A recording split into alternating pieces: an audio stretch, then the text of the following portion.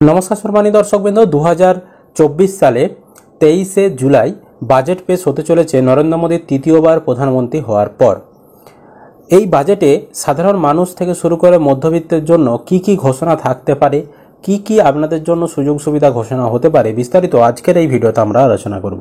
তার আগে ছোট্ট একটি অনুরোধ, চ্যানেলে নতুন হলে চ্যানেলটিকে অবশ্যই সাবস্ক্রাইব করতে ভুলবেন না। আর যারা ফেসবুক থেকে ভিডিওটি দেখছেন অবশ্যই কিন্তু পেজটি ফলো করে রাখবেন।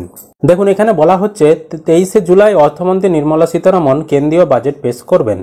বাজেটে বেতনভোগী শ্রেণীর অনেক প্রত্যাশা রয়েছে। সরকার কর ছাড় এবং ট্যাক্স স্ল্যাব পরিবর্তন নিয়ে বড় কিছু ঘোষণা করতে পারে। কর প্রক্রিয়া সহজ এবং অনুকূল করার দিকেও মনোনিবেশ করবে। করদাতারা আশা করছেন সুদের হার বৃদ্ধির প্রভাব কমাতে আয়করের হার কম করা হবে। তারা কর বিরতি সহ ইকুইটি বিনিয়োগকে উৎসাহিত করার জন্য বিশেষ সুবিধার আশা করছে, যা তাদের আয় বাড়াবে। এছাড়া আসন্ন বাজেটে আরও স্বচ্ছ কর কাঠামো এবং কর অব্যাহতির সম্প্রসারণ আশা করা হচ্ছে। ট্যাক্স স্ল্যাবের পরিবর্তন আশা করা হচ্ছে যে ট্যাক্স স্ল্যাবের হারগুলি সংশোধন করা হবে, যাতে মধ্যম আয়ের গোষ্ঠীর ব্যক্তিদের জন্য করের বোঝা হ্রাস করা যায়। অতিরিক্তভাবে নতুন কর ব্যবস্থার অধীনে সর্বাধিক সারচার্জের হার বর্তমানে 25% নির্ধারণ করা হয়েছে, যা আগের কর কাঠামোর 37% থেকে অনেক কম। এটা সম্ভব যে নতুন কর ব্যবস্থায় প্রদত্ত সুবিধাগুলি পুরনো কর ব্যবস্থায় অন্তর্ভুক্ত করা যেতে পারে। 80C এর অধীনে কর্তনের সীমা। কর্মচারীরা আশাবাদী যে সরকার এবারের বাজেটে একটি বড় ঘোষণা করবে এবং আয়কর আইনের ধারা 80C এর অধীনে কর ছাড়ের সীমা বাড়ানোর প্রস্তাব নিয়ে আলোচনা করবে। 14-15 আর্থিক বছর থেকে কর ছাড় 1.5 লক্ষ টাকায় স্থির রয়েছে। এই বাজেটে এটি বাড়িয়ে 2 লক্ষ টাকা করা হতে পারে। এতে মধ্যবিত্তদের বড় ধরনের স্বস্তি মিলবে। স্ট্যান্ডার্ড ডিডাকশন বৃদ্ধি। বেতনভোগী শ্রেণীর জন্য প্রতি বছর 40,000-এর স্ট্যান্ডার্ড ডিডাকশন কেন্দ্রীয় বাজেট 2018 সালে পুনরায় চালু করা হয়েছিল। পরবর্তীকালে অন্তর্বর্তী বাজেট 2019-এ স্ট্যান্ডার্ড ডিডাকশন সীমা 50,000-এ বাড়ানো হয়েছিল। তারপর থেকে স্ট্যান্ডার্ড ডিডাকশনের পরিমাণ স্থির রয়েছে। জল্পনা রয়েছে যে অর্থমন্ত্রী স্ট্যান্ডার্ড ডিডাকশন বার্ষিক 1 লক্ষে বাড়ানোর কথা বিবেচনা করতে পারেন। পুরনো ট্যাক্স ব্যবস্থা থেকে নতুন ট্যাক্স ব্যবস্থায় স্থানান্তরিত ব্যক্তিদের জন্য কর ছাড়ের সম্ভাব্য সম্প্রসারণ বিশ্লেষণ করা অপরিহার্য। স্বাস্থ্য বীমা এবং এনপিএস অবদানের মতো সুবিধা সম্প্রসারণ করা স্বাস্থ্য সেবার অ্যাক্সেস বাড়ানোর এবং করদাতাদের জন্য বিনিয়োগকে উৎসাহিত করার সুযোগ দিতে পারে। পুরনো কর ব্যবস্থা। এবারের কেন্দ্রীয় বাজেটে পুরনো কর ব্যবস্থা নিয়ে বড় ধরনের পরিবর্তন আশা করা হচ্ছে। এর মধ্যে আয়কর ছাড়ের সীমা 5 লক্ষ টাকা বাড়ানো অন্তর্ভুক্ত থাকতে পারে।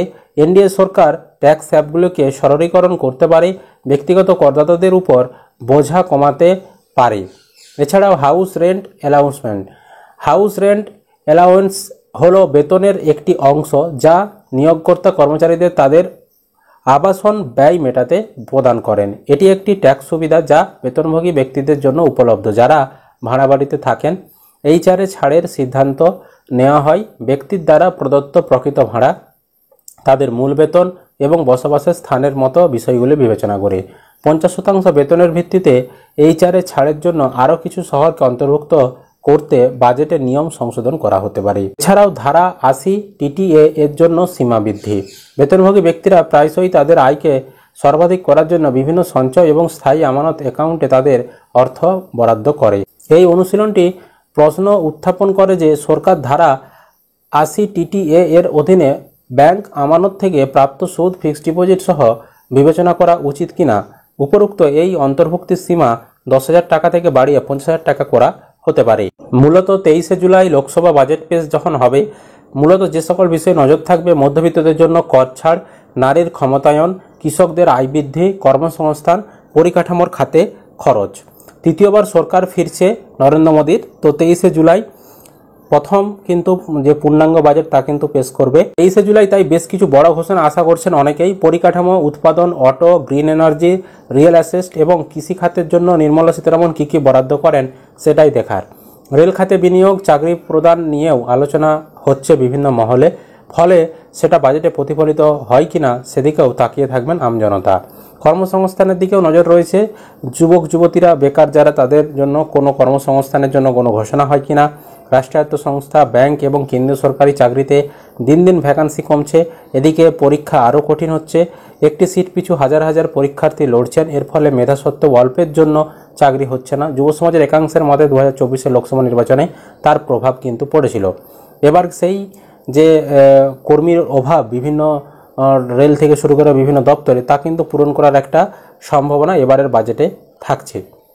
এছাড়াও পিএম কিষাণ, কৃষকদের জন্য একটা বড় দাবি ছিল পিএম কিষাণের টাকা বাড়ানোর। একদম প্রথম থেকে আজ পর্যন্ত সেই একই টাকা, বছরে 6,000 টাকা, সেটাই কিন্তু চলে আসছে। তো সেই টাকাটা এবারে বাড়াতে পারে। যে কৃষকদের আয় বৃদ্ধি দেখতে পাচ্ছেন, এই কৃষকদের আয় বৃদ্ধি কিন্তু এবার হতে পারে, সম্ভাব্য বলা হচ্ছে। কারণ অনেকটাই কিন্তু বলতে পারেন যে সরকার এবার ভোটে অনেকটাই কম ভোট পেয়েছে, কৃষকদের ভোটে অনেকটাই কম পেয়েছে। তাই কৃষকদের মন জয় করতে হয়তো এবার পিএম কিষাণের টাকা বাড়ানো হতে পারে। এবং সূত্র মারফত বলা হচ্ছে যে 6,000-এর বদলে 8,000 টাকা করা হতে পারে পিএম কিষাণের টাকা। তো এই ছিল আপাতত আপডেট। তো 23 তারিখ যখনই বাজেট পেশ হবে তখন আমাদেরকে আরও বিস্তারিত তথ্য জানাবো কী কী ঘোষণা হলো। আশা করি আপনারা ভিডিওটা বুঝতে পেরেছেন। আমাদের কি প্রত্যাশা রয়েছে এই বাজেট নিয়ে অবশ্যই কিন্তু কমেন্ট করে জানাবেন। ইউটিউব থেকে দেখলে চ্যানেলটি সাবস্ক্রাইব করতে ভুলবেন না। যারা ফেসবুক থেকে ভিডিওটি দেখছেন অবশ্যই পেজটি ফলো করে রাখবেন।